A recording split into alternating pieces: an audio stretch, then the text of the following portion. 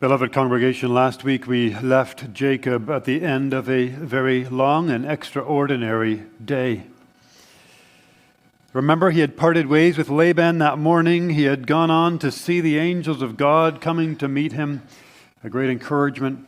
He'd made his preparations for his meeting with Esau, and he had had that meeting with the angel of the Lord, wrestling with him on the shores of the Jabbok river or brook.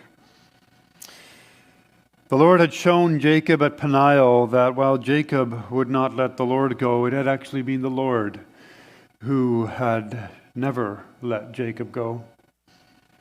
The Lord is faithful and gracious, shows himself that by renaming him and blessing Jacob. And now as Jacob, in the last words of chapter 32, greets the day, limping along on his dislocated hip, we read the sun rose upon him.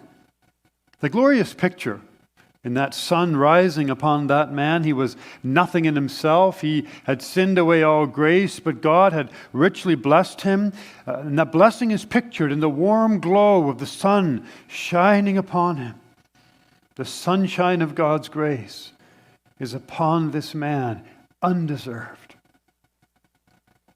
You'll recall that Jacob is now on the threshold of the promised land. He's entering back into that land promised to him and his fathers.